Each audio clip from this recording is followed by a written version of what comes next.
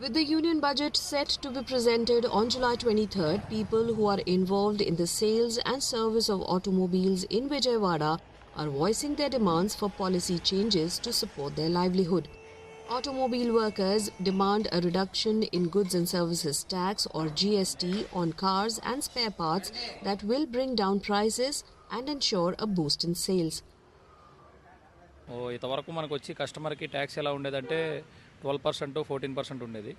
ఇప్పుడు ఏమవుతుందంటే డైరెక్ట్లీ ఏంటంటే 17% అయిపోయిందనమాట. 10 lakhs ఎబోవ్ కనుక మీకు ఉంటే 17% ట్యాక్స్లో ఉంది. అదే ఒకవేళ 20 lakhs ఎక్స్షోరూమ్ కనుక మనకి మ్యాచ్ అయిందనుకోండి 18% ట్యాక్స్ పడుతుంది. సో మేమేంటంటే యాజ్ ఏ బిజినెస్ పీపుల్గా ఏంటంటే చేసుకునే వాళ్ళకి అండ్ కస్టమర్స్కి కూడా ఏంటంటే ఈ ట్యాక్స్ కొంచెం ఏమన్నా తగ్గిందనుకోండి బిజినెస్ బాగుంటుంది, వెహికల్ సేల్ కూడా ఏంటంటే ఆటోమొబైల్ రంగం అనేది కూడా కొంచెం పెరగడానికి ఉంటుందని నా ఉద్దేశం అండి. ఇప్పుడు వచ్చే బడ్జెట్లో ఏదైతే ట్యాక్సెస్ ఉన్నాయో ఆ ట్యాక్సెస్ నార్మల్గా ఉన్నదానికన్నా ఏదైనా తగ్గించి వస్తే ఇంకా మిడిల్ సెగ్మెంట్ పీపుల్స్కి ఎక్కువ తీసుకునే ఛాన్సెస్ ఉన్నాయి. ఎక్స్షోరూమ్ కానీ అబౌట్ 10 lakhs కానీ ఈవెన్ జిఎస్టీ సెస్ ఇవన్నీ చాలా అబౌట్ 10 lakhs అయితే ఒక రేట్ ఉంది, బిలో 10 lakhs వెహికల్స్ ఉంటే ఒక రేట్ ఉంది. సో 20 lakhsకి కూడా మన సెంట్రల్ గవర్నమెంట్కి ట్యాక్స్ కట్టి ఇక్కడ స్టేట్ గవర్నమెంట్కి కూడా లైఫ్ ట్యాక్స్ పే చేసేసరికి 0.5% ట్యాక్సెస్లోనే వెళ్ళిపోతుంది.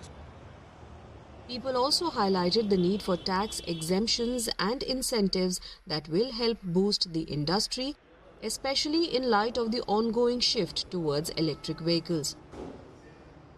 పర్టికులర్ ఆటోమొబైల్ రంగం అంటే ఆటోమొబైల్ రంగంలో నిరంతర ప్రక్రియ, ప్రతిరోజు ఏదో డిమాండ్ ఉంటానే ఉంటుంది. కానీ జనాలకి సహకరించే ఏమైనా ఉన్నాయంటే అది ట్యాక్స్ ఎగ్జంప్షన్స్. ప్రస్తుతానికి ఎలక్ట్రిక్ వెహికల్ మీద రోడ్ ట్యాక్స్ ఎగ్జంప్షన్ ఉంది ఆంధ్రాలో.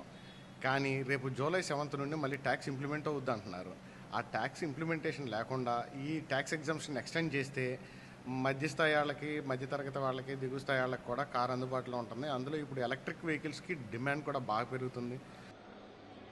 Many are hopeful that the government will take steps to support the industry by reducing taxes and encouraging a more favorable environment for both traditional and electric vehicles.